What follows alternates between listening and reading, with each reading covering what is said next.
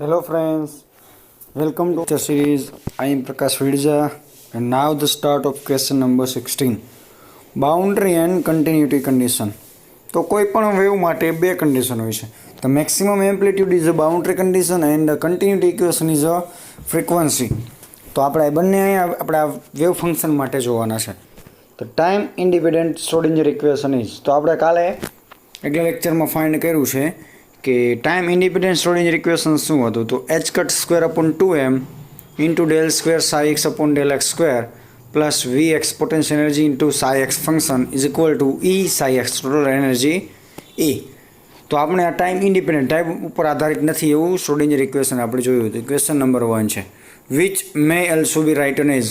તો આ ફંક્શન છે અને બીજી રીતે પણ તમે લખી શકો. તો H psi X is equal to E psi X. તો અહીં એચ છે આઇગન વેલ્યુ ફંક્શન લીધો છે. તો વેર H is,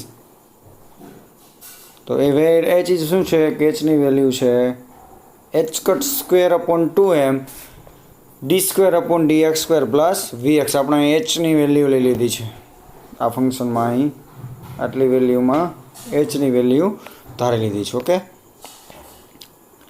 it is a eigenvalue equation solution of which depend on different allow value of e. Okay, તો અલગ અલગ e માટેની વેલ્યુ માટે આઇગન વેલ્યુ ફંક્શન આપણે જોયું છે. તો યાદ રાખજો equation number 2 is eigen value equations. Now this is equation is a boundary condition. Now continuity condition. તો one dimensional time independent Schrodinger equation 1 may be written as, તો આપણે ઇક્વેશન 1 છે ને કંઈક અલગ રીતે લખવાનું છે.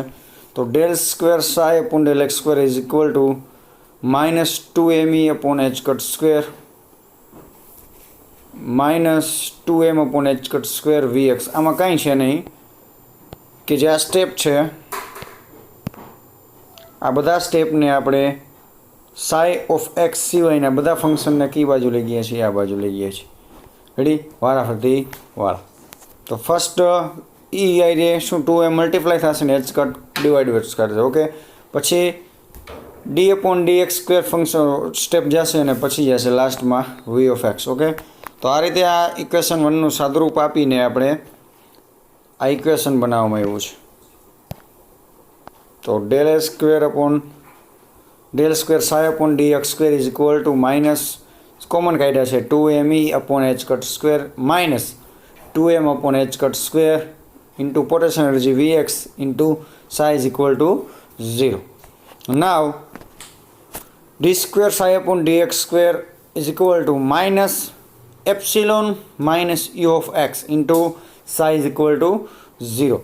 તો અહીં આપણે એપ્સિલોન બરાબર કંઈક એની વેલ્યુ લીધી છે. તો where is epsilon is equal two 2me upon h cut square. Okay, પછી u ઓફ એક્સ ફંક્શન લીધું છે. તો u ઓફ ફંક્શન બરાબર શું લીધું છે? તો u ઓફ એક્સ બરાબર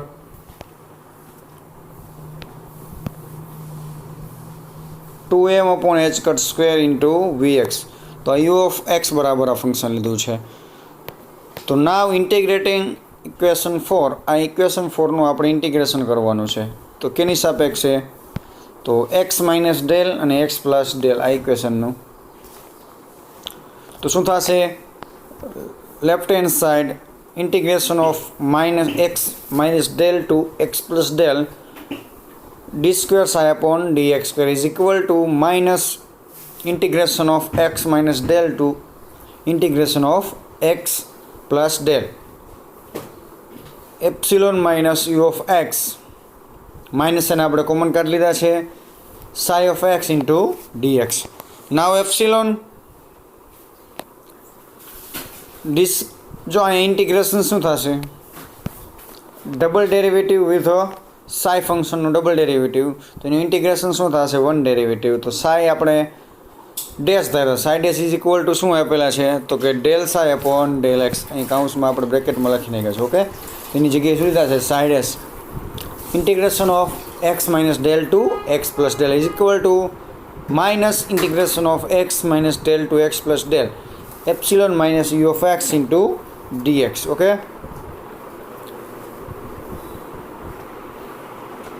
સાઈ ઓફ એક્સનું ડીએક્સનું શું લઈ લીધું છે? અહીંયા 1 લઈ લીધું છે. નાવ સાઈ ડેશ હવે ઇન્ટિગ્રેશન વેલ્યુ મૂકવાની છે psi dash del x plus del minus psi dash x minus del is equal to minus sign integration of x minus del to x plus del epsilon minus u of x into psi of x into dx.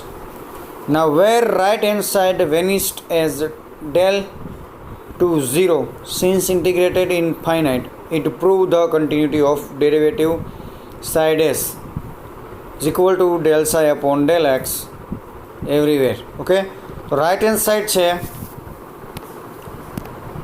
આ ટર્મને આપણે vanish 0 કરી નાખવાના છે. Okay, તો તમને શું મળશે psi dash x plus del minus psi dash x minus del is equal to 0. This is a continuity equation.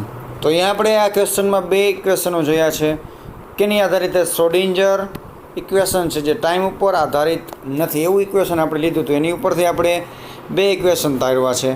એક હેમિલ્ટોનિયનનું ઇક્વેશન છે જે બાઉન્ડ્રી કન્ડિશન ધરાવે છે. આ બાઉન્ડ્રી કન્ડિશન માટેનું છે h is equal to h cut square upon 2m into del square d square upon del x square plus vx. તો અહીં આપણે આઇગન વેલ્યુ ફંક્શન મળ્યું હતું. આઇગન વેલ્યુ ફંક્શન છે તો શું કેને માટેનું છે તો બાઉન્ડ્રી કન્ડિશન માટે છે. ત્યારબાદ આપણે કન્ટિન્યુટી ઇક્વેશન લીધું હતું. એમાં પણ આપણે Schrodinger time independent one dimension માટેનું ઇક્વેશન લીધું હતું. એનું સાદુરૂપ આપીને આપણે del square psi upon del x સ્ક્વેરને કરતા કર્યા હતા અને બાકીનું બધું રાઇટ હેન્ડ સાઈડમાં જ આવી દીધું હતું. પછી આપણે ટુ ટર્મ ધાર્યા હતા તો કે એપ્સિલોન બરાબર 2me upon H cut square અને યુ ઓફ એક્સ બરાબર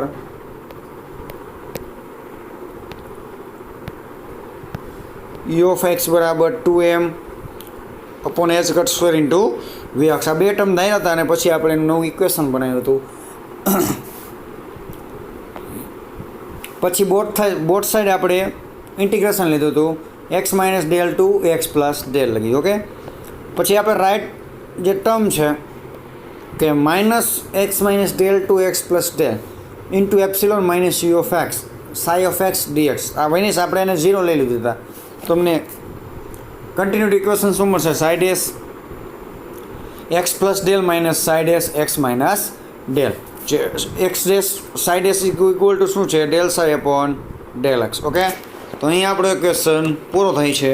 આગળનો લેક્ચર હવે આગળના લેક્ચરમાં આગળમાં ક્વેશ્ચન જોશું. Okay, so thank you so much student watching my video.